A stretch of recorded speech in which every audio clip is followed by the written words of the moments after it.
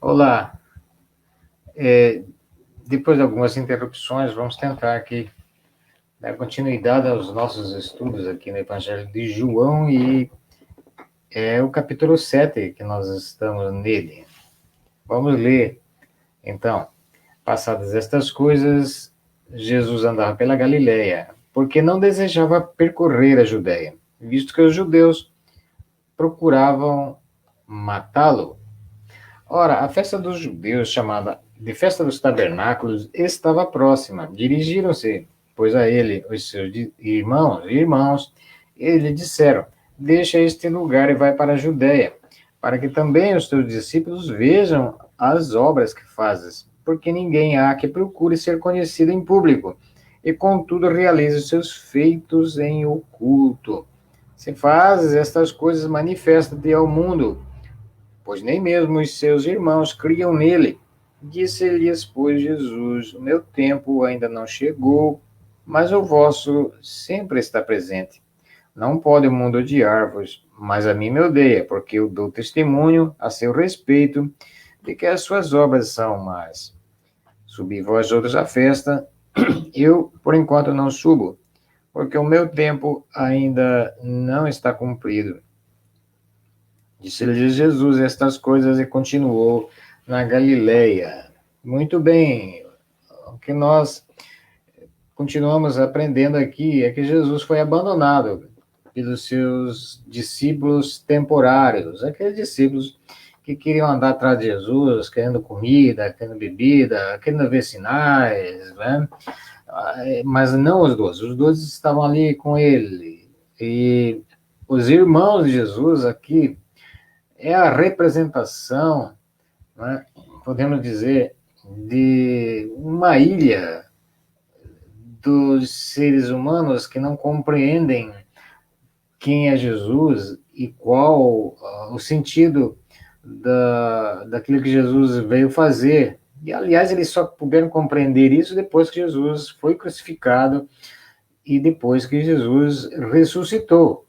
Aí eles puderam compreender. É interessante porque se Deus não fizer uma obra sobrenatural na vida nossa, na vida do ser humano, ele não consegue entender aquilo que é o pensamento de Jesus para o ser humano. Jesus ele veio, já aqui para a gente poder resumir tudo, Jesus veio amando para salvar, e é ao amor, de fato, que vai fazer diferença na vida das pessoas.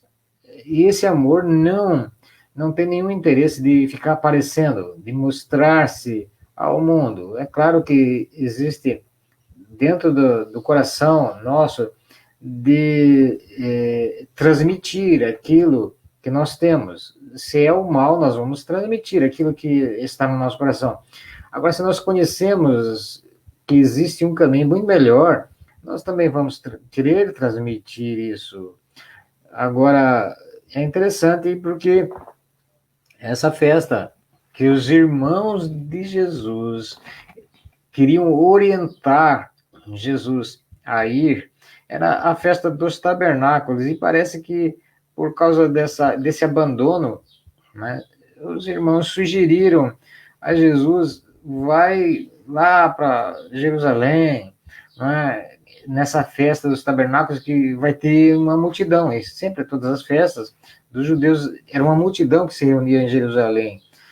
E a ideia dos irmãos de Jesus era para que ele, Jesus, mostrasse, na verdade, quem ele era, do ponto de vista dele, que eles pensavam que Jesus era, né?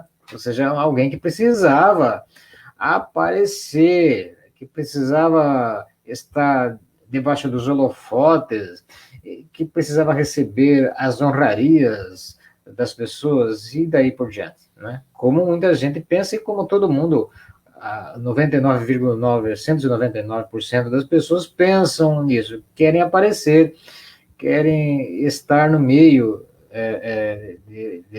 dessa visibilidade, né? E Jesus vai dizer para ele: não é o meu tempo agora.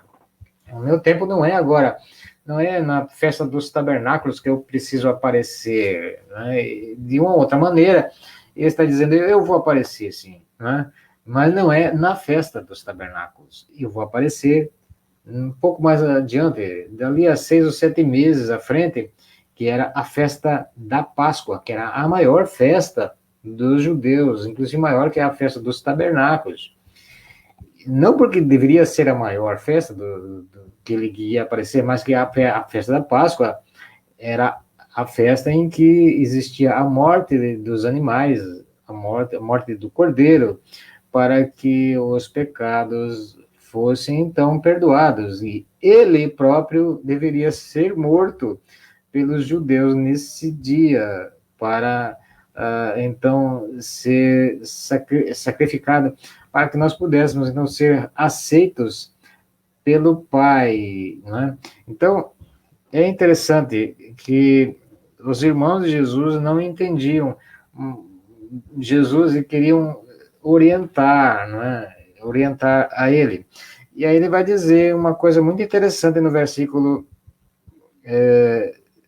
6. O meu tempo ainda não chegou, mas o vosso sempre está presente. Ou seja, o meu tempo, o tempo de eu aparecer ao mundo, e não aparecer do modo que vocês querem, e não aparecer do modo que o ser humano aparece. O ser humano ele quer aparecer através do status, da visibilidade, da honraria. Não, não, não, não. Eu vou aparecer de uma outra maneira. Ele vai dizer em outro lugar que ele vai ser levantado, ele teria que ser levantado, sim. De que maneira? Na cruz, né? É pela cruz, através da cruz que ele foi conhecido e está sendo conhecido até a volta dele, né? Para todo o mundo. Então a morte está nesse processo aí. Agora ele vai dizer para os irmãos: o tempo de vocês está sempre presente. O que ele quer dizer com isso, né? O tempo de vocês morrerem para esse pensamento idólatra, egoísta, egocêntrico, totalmente míope, agora.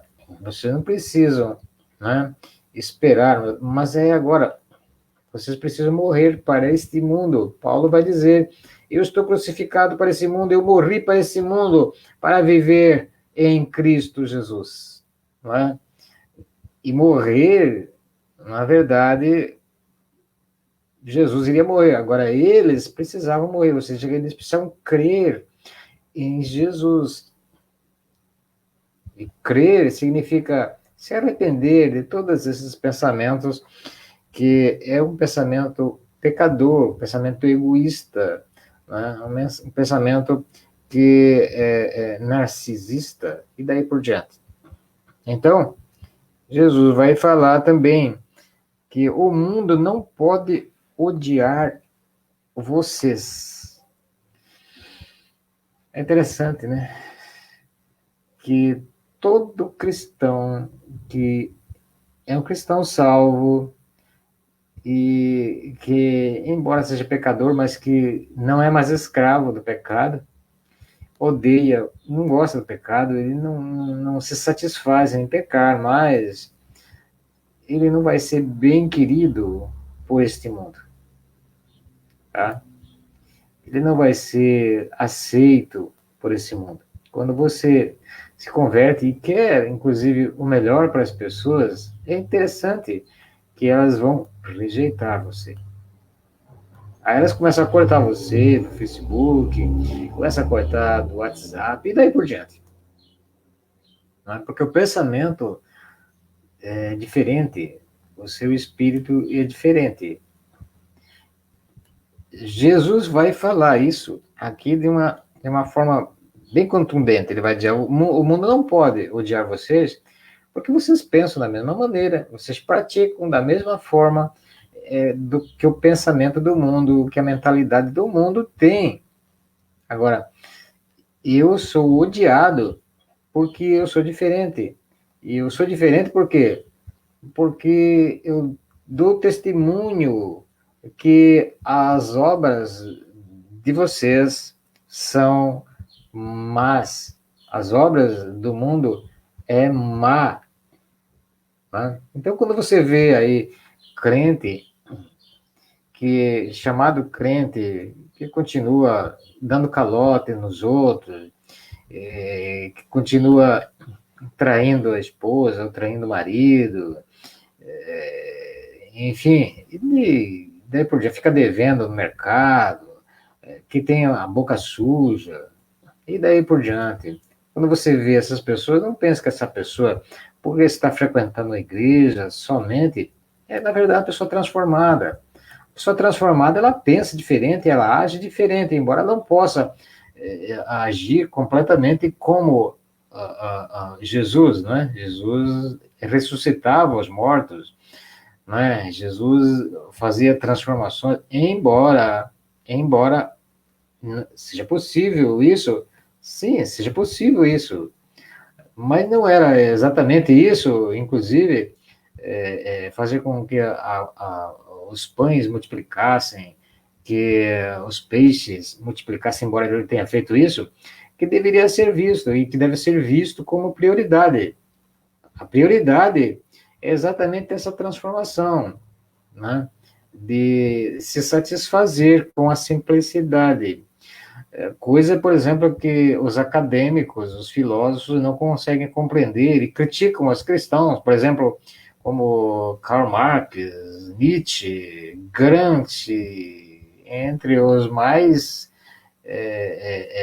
os filósofos que mais criticaram os cristãos, porque achavam que esse pensamento de humildade, de submissão, era um pensamento medíocre, né? Que é chamado como, esse pensamento é chamado como o ópio dos cristãos, do mundo, né? Ou seja, é um dano enorme você não lutar, não reagir com as suas forças, não pegar em armas para lutar pelos seus direitos. Na verdade, os direitos de Jesus, os direitos dos cristãos, está em receber o Espírito Santo de Deus e agir com amor, sem violência, né? Confrontando, óbvio, o pecado do mundo, o próprio pecado seu, né? Mas não é reagir através de armas, né? Jesus, quando foi preso lá no Getsemane, Pedro, por exemplo, né, pegou a espada e decepou a orelha do servo lá do sumo sacerdote. Jesus, não, não, não, não, não é assim, não é assim que a gente vai fazer, nós somos diferentes. E aí ele pegou a orelha do camarada e colou novamente lá, falando, não é assim que vocês devem ser, o mundo vai lutar através de armas, vocês não. Vocês vão lutar através do amor e entregar a vida de vocês, inclusive, e todos eles foram martirizados, né? Vocês vão entregar a sua vida em amor, né? Andar nesse mundo como ovelhas que estão, como se fossem ovelhas que estão seguindo para o matadouro. E os cristãos verdadeiros, eles são massacrados, mas não é isso que importa e não é isso que ofende a eles, porque se eles são massacrados, eles sabem que existe um lugar, uma esperança muito maior que este mundo. Mas Jesus veio através da sua cruz nos redimir, nos perdoar, nos fazer arrepender de todos esses nossos pecados e mostrou o poder através da ressurreição. E todos eles estão em Cristo Jesus, eles creem em Jesus. Tem um lugar de esperança e não sofrem, embora sofram até com a morte de seus parentes, mas não ficam sofrendo a vida inteira, porque sabem que este corpo tem que ser transformado num novo corpo, um corpo incorruptível, um corpo justo, ao qual o próprio Senhor Jesus, quando voltar, já prometeu e vai fazer essa obra de restauração. Então Jesus vai dizer assim: vocês podem subir à festa, eu por enquanto não posso subir, não. Vai ser um outro momento, né? E aí acontece então esse episódio muito interessante que nos ensina muitíssima coisa. Né? Nós vamos continuar da próxima vez, vendo que Jesus acaba indo para a festa, né? Mas ele vai de uma forma oculta, sem nenhum alarde, para que, na verdade, ele não seja morto nessa festa dos tabernáculos. Mas isso nós vamos ficar vendo na próxima vez, se assim Deus quiser. Tá? Fica com Deus.